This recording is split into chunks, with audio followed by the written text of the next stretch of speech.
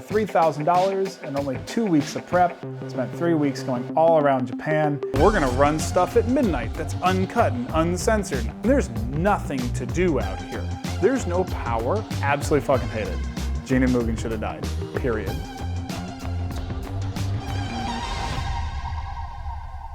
So the really awesome thing about anime when you're a kid, and this is totally different from everything else, is it's extremely episodic by design from a business standpoint, but from a kid you're just like, there's always something new, and of course I'm hooked. I have to be at home at this time. So when you get done with school, you definitely get together with all your buddies, like Mason and Lauren and everybody, and we get together at whoever's house is nearest. For a while, it's a lot of these very kid-like things, and then all of a sudden there's this chain-smoking cowboy from space who gets into a space battle with a pregnant woman who dies. That's episode 1. So Cowboy Bebop was this fundamental shift in anime as a kid watching Toonami. Firstly, you're watching Toonami after school and your dad is just completely bagging on the whole thing. You're just trying to enjoy Space Monkeys and he's making fun of it the whole time. Not really fair. He's gonna wanna watch Gundam afterwards and tell me to shut up, so the whole thing isn't really fair. But then you find out, oh, we're gonna run stuff at midnight that's uncut and uncensored. I don't know, maybe it's boobs, maybe it's cuss words, maybe it's Die Hard, it could be anything. So your old man stays up, or my old man rather, stays up with me to watch it with us to make sure it's appropriate. And all of a sudden, it's basically Clint Eastwood in space, and he's interested, I'm confused, but interested, and where's the plot? Like the big revelatory thing about Bebop was it's not telling you where it's going, and because everything wrapped up in a single episode, you have literally no clue what to expect tomorrow. It isn't, oh, speculation over lunch, it's, who knows, man? Bebop has a whole lot of stuff, a lot of retrofuturism and exciting, oh my god, it's adult things, but cartoons, what do with Brainhow now? But then there's the music. And as a jazz saxophone player myself, it's Moondance and Luck Be a Lady and all these classic regular songs. You're in high school, you play jazz, you play this song. All right, well, yeah, you and every class before you. And then Bebop happened, and you hear Tank for the first time. Or you hear New York Rush, and you go, I didn't know that anything new happened in jazz in the last 50 years. But it happened in an anime from Japan. What the hell? I was pretty musical, but I didn't have a ton of exposure to different genres. I was just starting to discover electronic music thanks to the magic of the internet. I didn't have any interaction with hip hop or rap or anything like that. I thought, it's not for me. And then just all of a sudden, boom, both of those together came in the package that was Samurai Champloo in a very modern way set against the more historical setting of Samurai Champloo, and I'd never seen anything so bold, quite frankly. I wouldn't think about hip-hop samurais, and all of a sudden I thought to myself, where can I find more of this music? Where can I see anything like this? And the answer was, there is nobody else like Nujabes, and there is no anime like Samurai Champloo. The compulsion was self-fulfilling, to be certain. The characters of Champloo were so captivating to me because they were so unabashedly honest. They were themselves, but they also were in a world and an age where they had the ability to be that in the world. There was still a bit of that divide of the fantasy of the person that I was being at that age, and still lacking some of that freedom and the ability to go out into the world. And it just drew me in as well. They get to be Ronin, when do I get to be one? The whole setting of the end of Champloo was this multifaceted, very complete and yet three-dimensional painting. You had Fu's dad in the hut, who you know cannot defend himself from the hand of God who is approaching, Mugen facing the comeuppance for his life's journey on the cliffs below, and then Jean showing up on the cliff to fight at the very end. You're just kind of looking everywhere, and it has a continuity that's really wonderful. If I could go to that place, I could just kind of sit back and you could see the shadows of this scene play out, and if you looked in every direction. Let's do it, let's go. Let's go be a Ronin in Japan. Day 5 starts off like pretty much everything else this trip's gonna be, not enough sleep. except this time I'm in that groggy state and responsible for my host's apartment because he's not back from the club yet. So it's 8 a.m., I'm already behind schedule. I guess it's staying unlocked. Sorry, man. Getting going from the Airbnb and on down to the station and hopefully breakfast along the way, I have a bad habit of skipping meals on this trip. It's all downhill, literally, which is great because everything hurts. I thought it was just my knee. Everything is tired. It has a little bit to do with sleeping on a futon couch and climbing a mountain, among other things, but there's no rest for me today because I have to get to my destination before the sun goes down because I'm building my own shelter tonight. Today's a bit unique in that I know exactly where I want to go, the in-between is built on a lot of assumptions. Surely there's a train, surely there are taxi drivers, buses go places. I just don't know the order in which I have to do them, nor where they start and stop. It's not like the other days where I get on at one location and I just get off on the other and I'm there.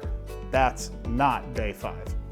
The combination of getting up early and being not in a major metropolitan area, in fact even pretty far from the small heart of the city of Sasebo itself, I'm the only guy out walking around making any sort of noise. There's schoolyards full of children, people going to work, and nobody's out playing.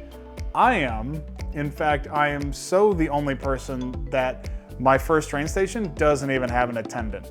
From my understanding, I'm getting on this train until they kick me off of this train. That's when I transition to the next one, and then eventually I'll find my way to the bus station that I need later. In the meantime, out the window though, we're right along the coast. Into the southwest side of Kyushu, there are lots of these small islands that really just look like giant boulders that fell into the ocean. There's no subtle slope into beach. No, it's sheer cliff face with trees growing onto it. So it looks like these almost Marimo balls that have fallen into the ocean here. Honestly, I can't look at anything else. This is pretty fabulous. I haven't been near the ocean yet, so I'm really excited about all this. Finishing up on my first train, it's time to get to the bus station, but it's a bit too far for me to walk. So I guess it's time for my first taxi of Japan, and they do. They open the doors for you. They pull this lever and it's like magic. The driver doesn't even move and all of a sudden your door is open and closing for you. This is a pretty neat little gimmick. It might take you by surprise, but it definitely has that bit more of a white glove feel to it, which would be nice to enjoy if I wasn't gonna be on here for only 3 minutes to cross a bridge. But hey, definitely give it a shot. And getting across the bridge, now it's to the bus station. Problem is, it's really starting to set in how far out I am. There is very little English. In fact, the only reason I have any clue about the boards and the times and everything is they're very similar to the ones in the Shinkansen stations. So I kind of have an idea what to look for, but everybody's frantic and running around. I see people boarding buses outside. One of those is probably mine. That's how luck goes. So found somebody who thankfully, despite not speaking much English, was able to get me on the bus and got on the last 5 minutes. So another really good thing going, fortunately, my way today. This bus is the last mode of transportation I need to get out to the island I'm headed to. And I get to share it with a couple gentlemen who have their cameras out and are just as excited to get there as I am. I mean, I can't stop taking the same video over and over again of the rolling hills as we're going through the island and the peaks of the ocean. I'm getting pretty excited, and again, we don't speak the same language, but getting to share in these moments with people has been an ever increasingly common occurrence, which will be good because I'm not gonna have a whole lot of social interaction here for the next about 24 hours.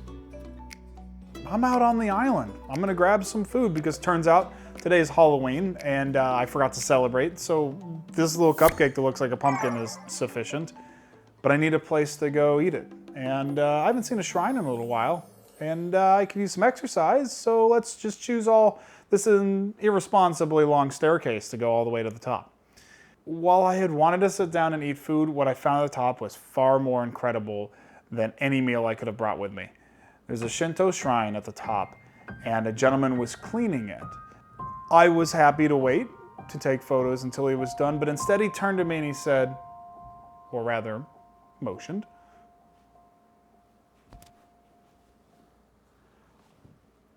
here's the deal. Ikitsuki Island is famous in its historical context in Japan for being the last stronghold of the hidden Christian movement within Japan. Japan as a nation historically is pretty uniquely anti-everything that isn't Japan. So when missionaries for things like Christianity decided they wanted a foothold in Japan, they didn't get them. Not very often. Christianity had a unique opportunity in history to give it a shot until they overextended their hand and converted too many people.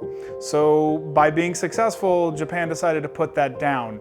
And there is so much history on Hirado Island and Ikitsuki, even further out than that, where the Japanese government of the time pressured all of the believers in Christianity physically and societally speaking onto these islands, to the point of even slaughtering any remaining holdouts. It was illegal within the country, and it only ever was legal in this small section. You can find these amazing brick churches that is architecture unlike anything else within the country. You can find these artifacts of people hiding their interaction with religion in their dressers. Ikitsuki has a history that nowhere else in Japan does. There is a contingent here of Christians that is so strong that it has spanned generations, and locals know that many Christians will come far and wide to see the history here. Now that he knows that I know how to do the Judeo-Christian praying, he can safely assume I don't know how to pray in Shinto. And so he taught me how to clap my hands and ring the bell and enjoy the shrine for what it's there for, without creating this barrier of me versus you, us versus them, one religion or the other. While a beautiful view over the city from this shrine is something I could stand around taking pictures of for quite some time, it was a nice natural clock because I can see the sun sinking down behind the mountains across the way, and I still haven't set up shop for the night, so I better get onto this campsite. So while I thought I was done with transportation for today, it's still another bus to go and a taxi after that just to get to the campsite. But I get there with enough time to see still and get the tent set up. And while I'm unpacking a bit more and I'm getting my bento out so I can have dinner out on the cliff, I realized there's a gentleman walking up toward me, which is odd because I specifically made sure I was far away from everybody else to not disturb them. And turns out it's my taxi driver from earlier, who thankfully knew something I didn't, which is the bus schedule for tomorrow. And he brought me back a hand-notated piece of paper that let me know that if I missed my 7:30 a.m. bus, it would be another 2.5 hours till the next one. And this bummed me isn't walking 5 kilometers back to town. And I turn around to just take it all in, and that's when it hits me. That's when I see it.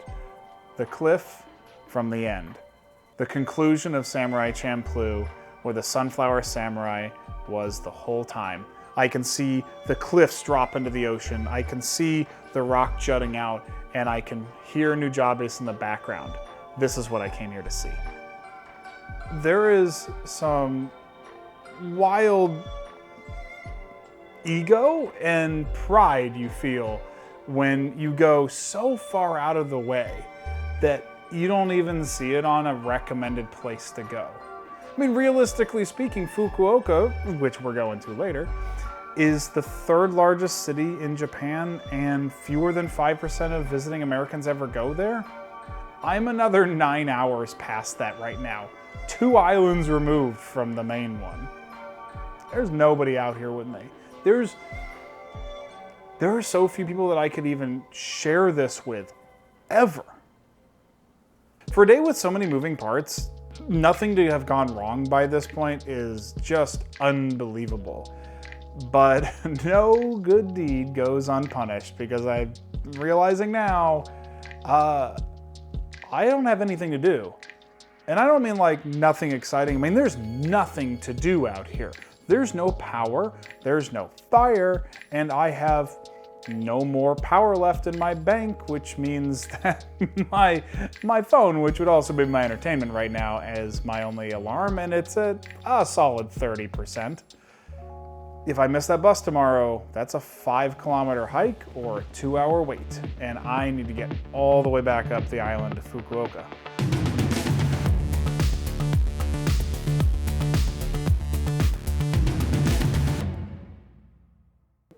that was the only goal, was to get that done. Everything else was secondary. And it turns out that was comfort, rest, bodily health. I mean, there was a lot there that just the equation didn't balance, but like, I'm so glad I did it. We can literally shoot a whole episode around the concept of me doing something completely inane. Like, that's so, I love it. It did exactly for me what I wanted it to be.